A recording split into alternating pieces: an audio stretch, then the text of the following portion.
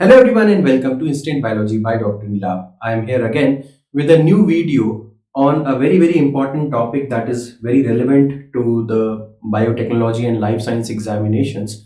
So in today's lecture I will be talking about DNA libraries, and for those of you who understand Hindi better, I've already made a video related to genomic library and also cDNA library. So those videos are already there in my playlist. You can go and check out there. But for those of you who understand English better, today I would be talking about genomic library in this particular video. But before starting genomic library, I have to give a little bit of introduction about what DNA libraries are. And following this, in the next video, I will be talking about the cDNA library. So let us start. What is a DNA library? Remember, let me give you a brief overview of how this video would be. So we would be talking about what are DNA libraries. We would be talking about what is a genomic library. We would be talking about why genomic library is necessary, how genomic library is prepared, what are the advantages of genomic library, what are the limitations of genomic library, everything we would be talking about. Okay, so without much ado, let us talk about this DNA library in this particular lecture. So what is a DNA library? So first of all, let us start our lecture by this concept of library. Now all of you would be knowing that what libraries are. In general, what happens is a library is a place where you see or where you find collection of books, and depending upon your necessity, upon your requirement, you can check out the book and you can read it and then you can return the book. That is what is a library all about. But if I'm talking about a DNA library, the concept remains the same. The library comprises of DNA fragments instead of the books. So over here we have, in case of a DNA library, we have distinct DNA fragments that are present, that are of course coming out from an organism. So these distinct DNA fragments are stored for the future purposes, and this is the concept of DNA libraries. We would be elaborating upon this statement and finding out how this is done in the upcoming slides. So what is DNA library? Collection of cloned DNA fragments. Now the first thing or the first concept comes over here. What is a cloned fragment? Cloned DNA fragment. Cloned DNA fragment. Now clone is a very exciting term that is not new to life sciences. But what does cloning means? Cloning in general means amplification.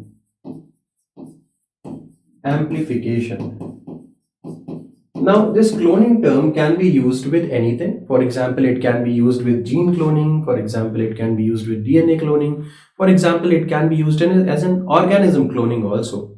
Now you would be knowing about the dolly sheep. That was an organism that was cloned. Now if I'm talking about cloned DNA fragment, simply means that the DNA fragments that I have copied or I have amplified, so those DNA fragments have to be collected. Those DNA fragments have to be stored at a particular place. So those DNA fragments, where they are stored, where they are collected, so those at that particular place is called as DNA library. So DNA library is basically a collection of cloned DNA fragments. Okay, so we would be elaborating upon the terms a little bit as we move forward subsequent slides. So we would be talking about that also. Now, so how do you get the collection of cloned DNA fragments? Of course, we'll have to undergo DNA cloning. That means if suppose I have an organism, let us say this is an organism, let us say this is a human being over here. So we take out the DNA from this human being, and this DNA material over here needs to be copied. I have to copy this DNA material. So it will be cloned. That means it will be copied multiple times, and the fragments that are produced over here will be stored, and the collection of the clone fragments will be called as a DNA library. How this is done, we will be talking about this in a little in the subsequent slides. Now this can be of two types. When you say DNA library, the term basically represents two types of DNA libraries. So two types of DNA libraries, what are those? So first one is genomic library and the second one is cDNA library. In this particular lecture, I would be focusing upon the genomic library. So I believe this slide would be clear to you. For those of you who want to take notes, you can quickly take a photograph so that we can move on to the next slide. Okay, so I believe this would be clear to you. Now let us move on to the next slide. And in this slide, I would be explaining to you what exactly genomic library means. Now, total DNA extracted, what is genomic library? It is the total DNA extracted from the nuclei. Now let us go through this particular line one by one. Now, what is the total DNA extracted? Now, all of you would be knowing that DNA is present, or DNA is the major hereditary material. It is present inside your nucleus, right? So if I'm talking about the eukaryotic organisms, of course, it is present inside the nucleus. Now, over here, we are talking about the entire genomic content or entire DNA material that is present inside the nucleus. Okay, we are not talking about the regions that are coding for particular genes. Now, this is a distinctive feature between the genomic library and the cDNA library. When asked about genomic library, you should be very clear in your statement that genomic library simply means when we are talking about the entire genetic material, entire DNA material that is present inside the nucleus of a cell. That is called as genomic library. So over here you can see that total DNA extracted from the nuclei. Now let me just draw this to make things clear to you. Now suppose that this is a cell, a eukaryotic cell. I'm not drawing it to particular scale, neither am I trying to represent all the organelles over here. I'm not talking about the cell biology aspect over here. I'm just trying to represent or trying to give you a perspective of what I'm talking about. Now suppose this is the nucleus over here. Now inside the nucleus there will be genetic material, and let me just draw the genetic material like this. This is the double-stranded DNA that is present over here. So this is a eukaryotic cell. Of course, I believe you would be knowing that in case of prokaryotic cells, the nucleus is not present. The region is called as nucleoid or genophore. So this is the eukaryotic cell. This is the nucleus. And inside the nucleus, you can see that this is the genetic material. This is the DNA. Okay, so this is the genetic material or DNA. Now, if I want to create a genomic library out of this genetic material, I'll have to take this material out, or I will have to extract this material from the nucleus. Then only I would be able to form the genomic library. This is the first statement that is of utmost importance, and this question has been asked in your GATE examination also, and this question has been asked in your CSIR net also, and it has been asked in your DBT examination also. Okay, so when you are talking about genomic library, always remember we are talking about the entire genomic material that is present inside the nucleus, not talking about, we are specifically not talking about the region that is only coding for genes. That is the concept of cDNA library, and we would be taking that up in the subsequent lectures. Now, genomic library contains all the DNA sequences of the species, Now, whatever DNA is present inside this species, I will be interested in taking out all the DNA material. Now, of course, if I'm talking about a eukaryotic organism, then the genetic material or the DNA will be same for all the cells. This is a universal fact.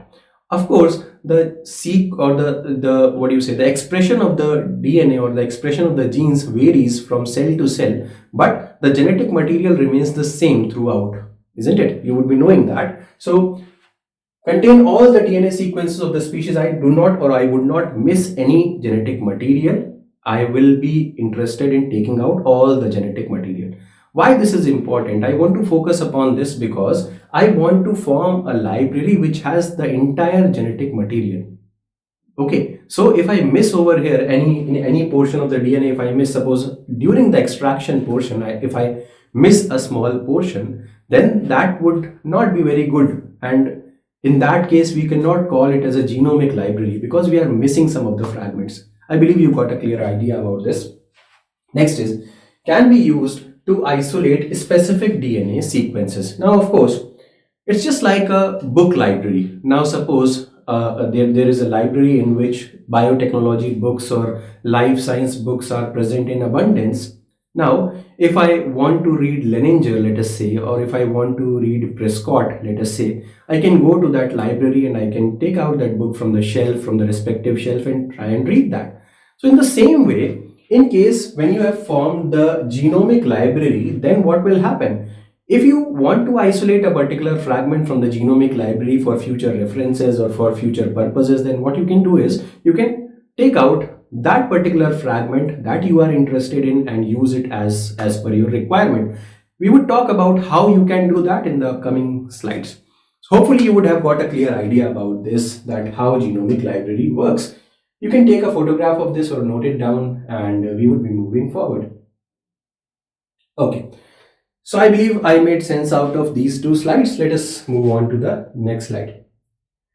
Now, let us talk about how the genomic library is produced, or in other words, we can say that the mechanism, we are talking about the mechanism over here.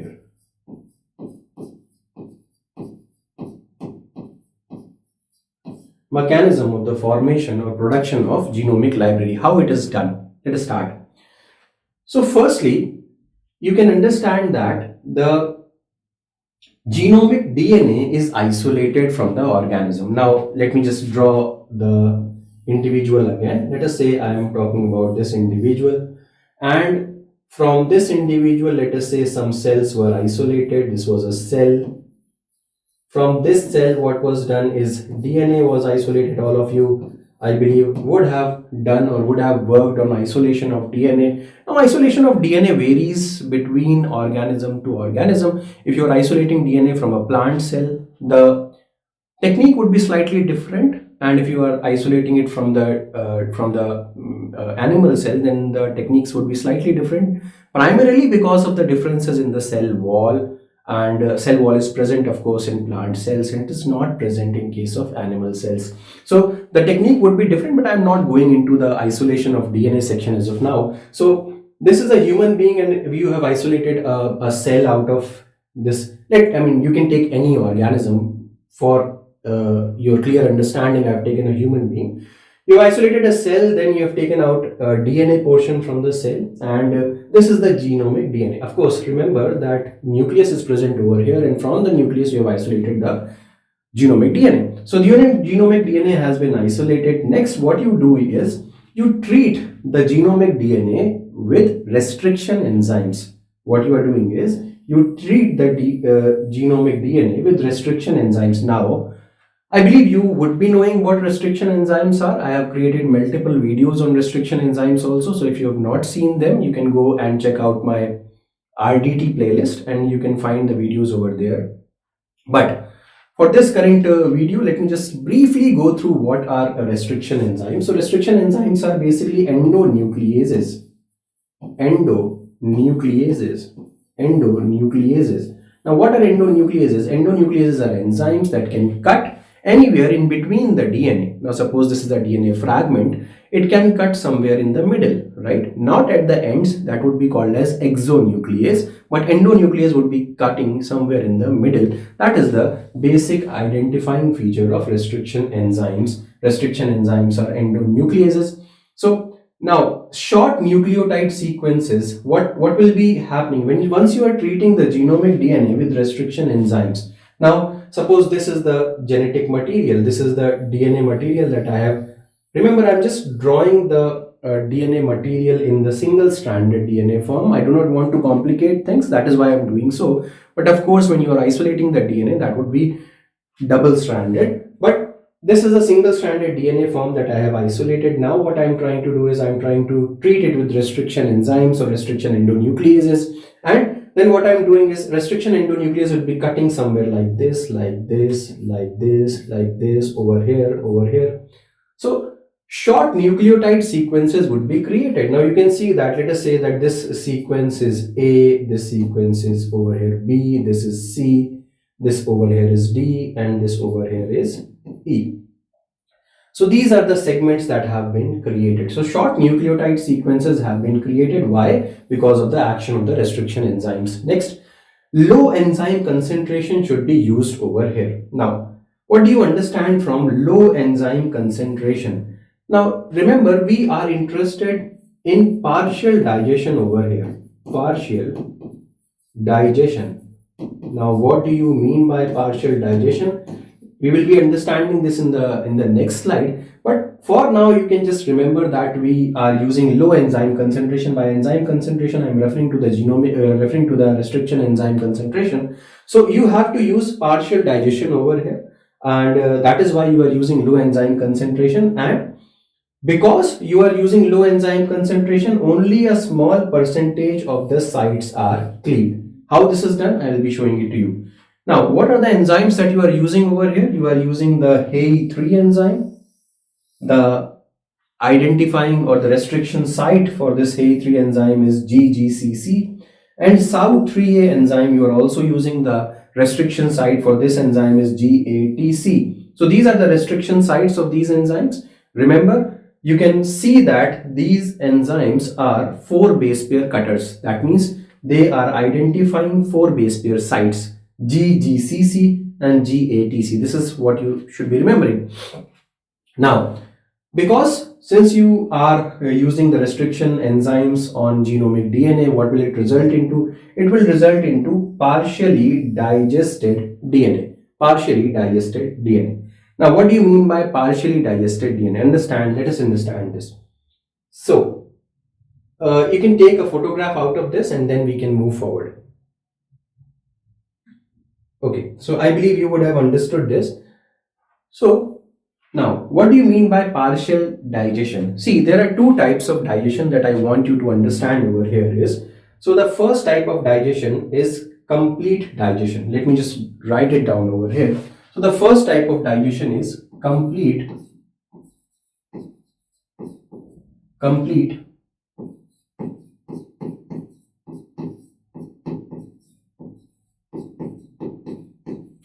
digestion. In case of complete digestion, what we do is, so suppose this is the DNA fragment that I'm talking about. This is the DNA fragment that I'm talking about. And these are the sites. Suppose, as I say, GGCC was one of the sites, right? So GGCC, this was one of the sites that was identified by one of the restriction enzymes. So what will happen? Wherever GGCC will be present, that site, suppose GGCC was present over here, GGCC, so it will be cleaving over here. Suppose GGCC is present over here also, it will cleave over here also, here. Wherever GGCC would be present, that region will definitely be cleaved in case of complete digestion. So I want to say that all sites cleaved simultaneously.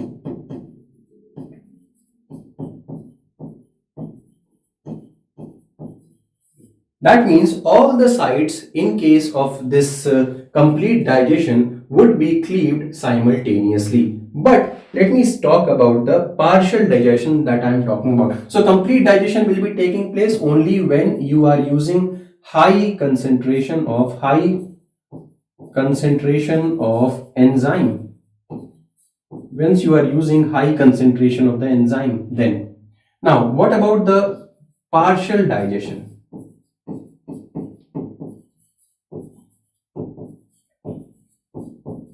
In case of partial digestion, now of course we would be, now this I've just shown it for one DNA fragment. Remember, once you are taking out DNA from different cells, now you do not take out the DNA from only one cell. When you are working on DNA extraction, you try and take out DNA from multiple cells from a tissue.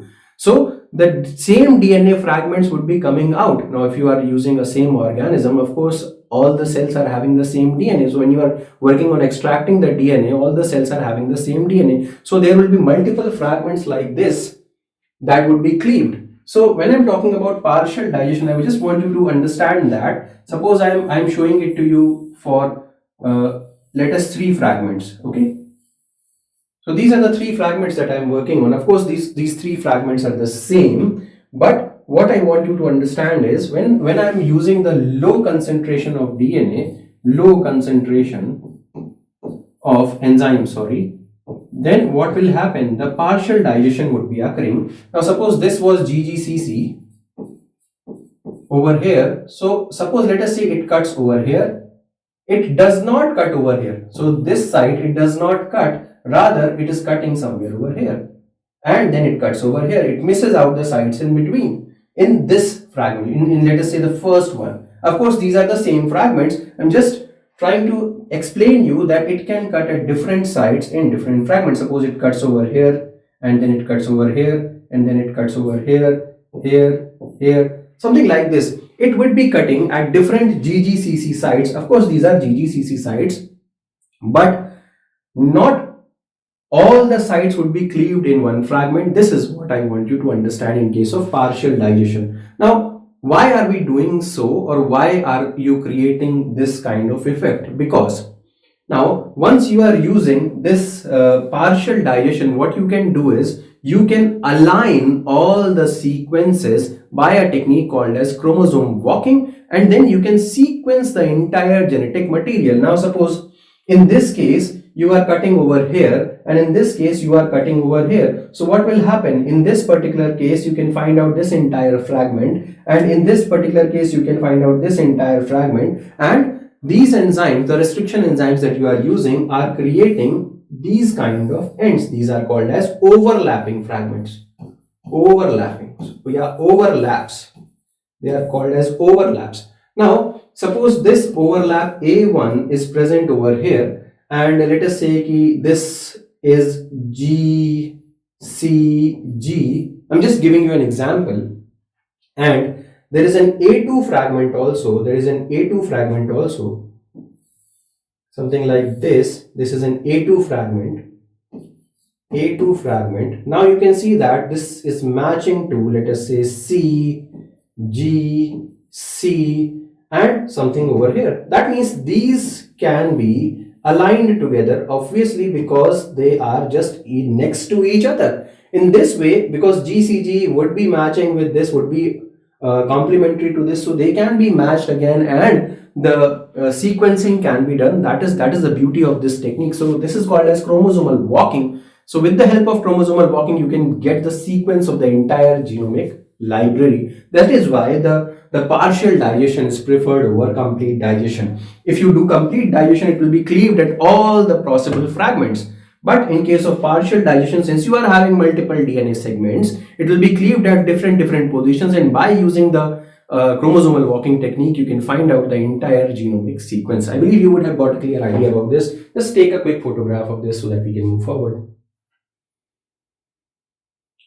Okay, so I believe this was clear. Let me just move on to this. Yes, so we have completed up till here. That means partially digested DNA we have obtained, and we have understood up till here. Now, what next? So fractionation by gel electrophoresis or density gradient centrifugation. What I want you to understand is you want to fraction, or you want to separate out the fragments that you have obtained. You have treated the genomic library with the restriction enzymes. Now again, you would be creating multiple fragments, and these fragments have to be separated. Obviously, you have to separate these fragments with the help of a very common technique called as gel electrophoresis or density gradient centrifugation. Now, what is gel electrophoresis? In the presence of the electricity or the electric current or the potential, what happens is the DNA fragments are allowed to resolve on the basis of their mass. So the DNA fragments that are, let me just draw quickly over here. This is the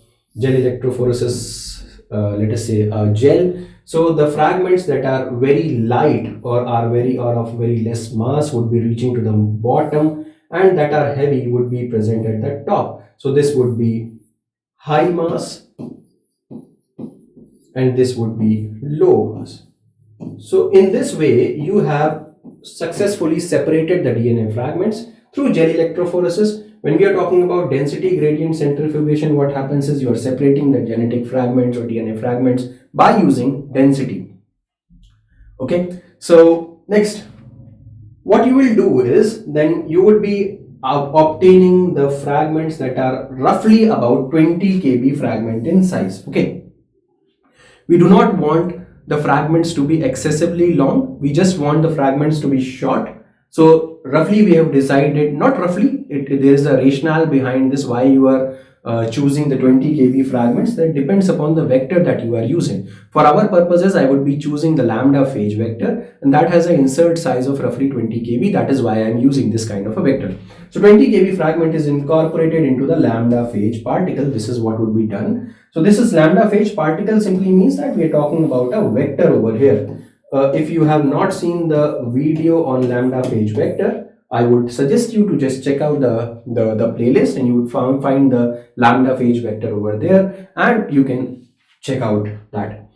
Next is generation of millions of plaques. Now, what do you mean by a plaque? Now, lambda phage particle, if you do not know about this, lambda phage is a type of a bacteriophage, right? And what does a bacteriophage do? Bacteriophage actually affects or infects rather, a bacterial cell. And when it infects inside the bacterial cell, it puts its DNA or genetic material inside the bacterial cell, and it takes over the genetic machinery of the bacteria. So it creates a plaque. Now, millions of plaques are created in this way. Now, remember, let me just draw it over. I'll just draw the entire process in the next slide, and then the plaque is created and it is stored for later stages. So I believe you would have got a clear-cut idea about this entire process. I'll just draw it quickly so that to give you a clear sense of this. Just take a quick photograph of this. Okay, so I believe you would have done this. Now let me just draw this out. Okay, so what I was saying is that the bacteriophage, I said that first of all you have to isolate the 20 kb fragments. Now suppose you have isolated the 20 kb fragment and then you are putting it inside the lambda phage vector. Now suppose this is the lambda phage vector. I'm just drawing a single circle, please understand, to avoid complexity. Now this is your gene of interest. What is this? This is your gene of interest. Remember, this was 20 kb, and why I have chosen this 20 kb fragment? Because this is my lambda phage and it has my insert size of 20 kb, roughly 20 kb. I do not want to create problems with the vector, that is why I have kept it as 20 kb. And then this would be allowed to infect the different bacterial cells. Now of course, let me see that this, for example, is a bacterial cell, and once you are infecting this, once you are transferring this lambda phage inside this bacterial cell, so what will happen? The plaques will be created and multiple bacterial cells will be present. Let us say, let me say that this is a Petri plate and these are the bacterial cells. Now these bacterial cells, all these bacterial cells might be having different fragments. So this is just a 20 kb one fragment. This is the first fragment. In the same way, a second fragment would be there, third fragment would be there, fourth fragment would be there, and these all fragments will be present inside different bacterial cells, something like this. Okay, so this is what we are talking about. So this will create all the bacterial cells that are present over here would be having different fragments, and they will be representing the entire genetic material of that organism from where we started. This is the concept. I hope you got a clear understanding of this. So this you can take a photograph if you want, but I believe you would have got a clear understanding of this. Let me move on to the next slide. Okay, so now permanent collection is formed, right? I told you how bacteria would be present inside the Petri plate and you can form a permanent collection of those. In case of requirement of a particular sequence, bacteria is grown and detected using in situ hybridization. Now, in case of a requirement of a particular sequence, now let us say that I required A1 sequence. Remember, I just talked about the A1 sequence in the previous slide. Suppose I require the A1 sequence. I will start growing the bacteria and then I will find out where the A1 sequence is. I will try and I will grow the bacteria and then detect in which of the bacteria my A1 sequence is present. I can take out that bacteria and I can quickly amplify my genetic material. So this is how the genomic library works. So let me just move on to the next slide and I'll show how would you identify that which bacteria has my A1 sequence. You can take a quick photograph out of this and then we can move forward. Okay. Now, this is how, or this is the entire process that represents how genomic library forms. Now, this was the genomic material or genetic material that was isolated from the organism, and then we did the partial digestion. Remember, the 4 base specific restriction enzymes are used over here. Why 4 base specific? Because it is a common sense tells us that if you are using a larger base pair restriction site, then the sites would be very limited. If you are, let us say, taking a 6 base pair cutter or 8 base pair cutter, the number of fragments that would be created on the genetic material would be pretty less as compared to the 4 base pair cutter. So that is why we are using this kind of a method, or 4 base pair specific cutters. Now, with this, you can see that a lot of fragments have been produced, and these fragments are cloned inside different vectors. Of course, over here you are using plasmid vector, and then you can create plaques. Of course, these are plasmid vectors and bacterial colonies. These are the bacterial colonies. These bacterial colonies would be having different fragments of the, let us say, these vectors. So this is what I just told you, and this is a diagrammatic representation of the same thing. If you want, you can take a photograph of this. Okay, so let us now move on to the next slide. Problems associated with genomic library construction. So there are majorly 2 problems that are associated. The first one is the gene can be cut internally. Now, not if you are interested in, let us say, gene A1. So it's not always necessary that the gene A1 would be present in an entire fragment. There are chances that the gene A1 might be cut internally. Let me just show it to you over here. Now let us say that this was gene A1.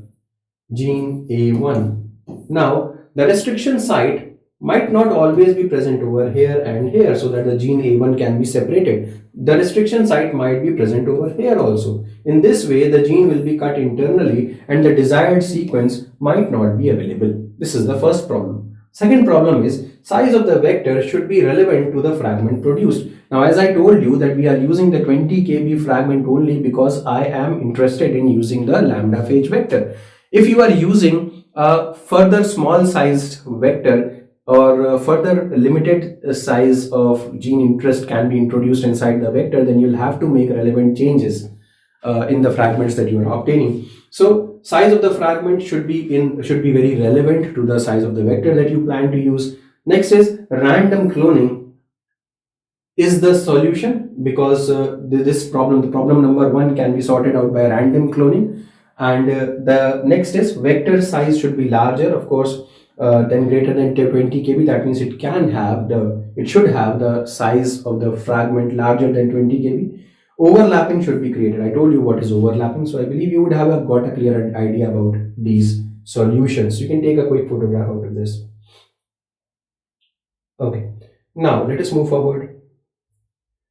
Now I have taken out this image, and you can just check out what are the insert sizes that would be supported by different vectors. So lambda phage supports approximately insert size of 5 to 25 kb. So that is why we were talking about this 20 kb site, 20 kb insert. Okay, if you're talking about lambda cosmates, 35 to 45, P1 phage, PACs, BACs, YACs, of course, as you are going down, the insert size that can be used is further higher. So this is a photograph for your reference. You can just take a note out of this and we can move forward.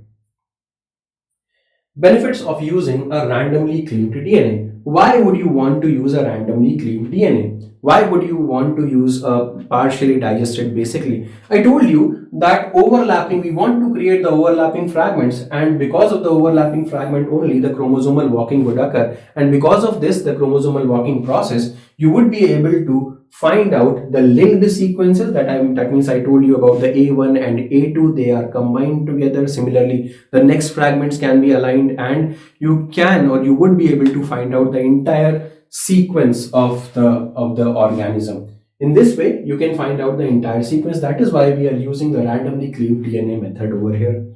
Okay, now let me just quickly move on to the next thing. Limitation of plasmid in lambda phage vector. This also I have explained you quite nicely. So since lambda phage, the insert size is roughly 20 to 25 kb in length, and that is why you have to choose 20 kb fragments. But if you are using YAC, let us say yeast artificial chromosome, it has a greater insert size. So over here 1000 kb of cloning fragment can be used. So in that case, you can isolate 1000 kb of fragments.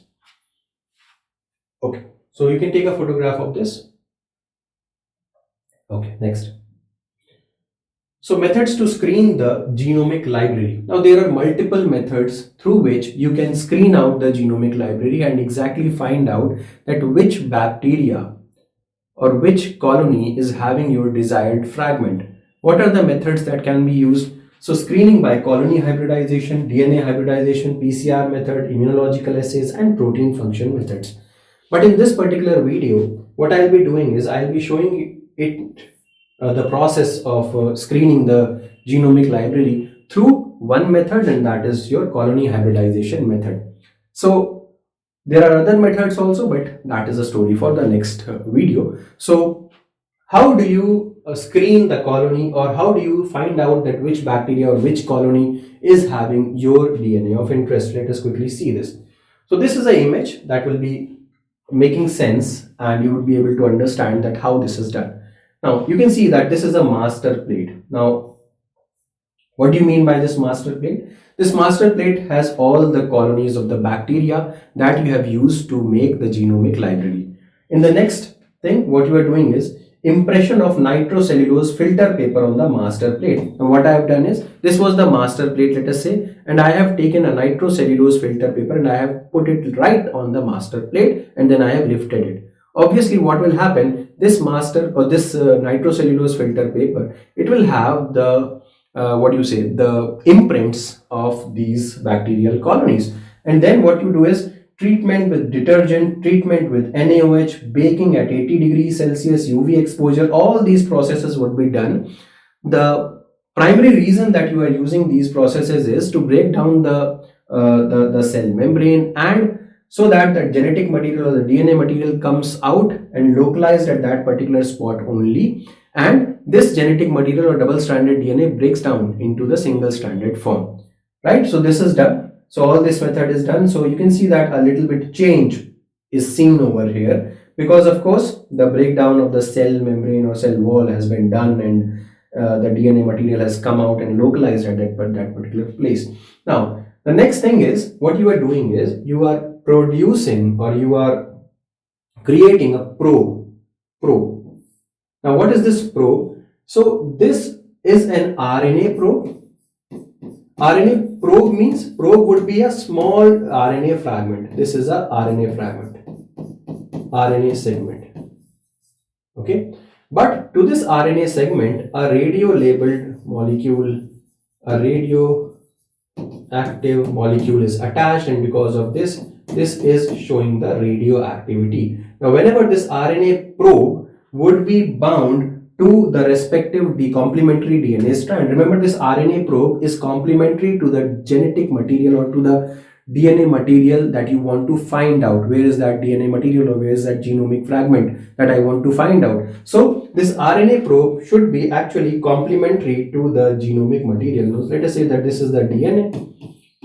I want to find this DNA. This is my gene of interest, and I want to find out this DNA. So RNA sequence would be in full complementarity to this. And since you can see that there is a complementarity, let us say this diagrammatic representation over here. So wherever the complementarity would be present, over from there the radioactivity would be seen. And in this way you can clearly find out all the other things would not be seen. When you are using autoradiography, only the radio labeled spots would be seen and the other spots would not be seen, and that is why you will be clearly able to identify that which areas or which colonies are having your desired bacterial fragment and which colonies are not having your fragments, and then you can quickly take out those colonies and start using them, the gene of interest present inside them.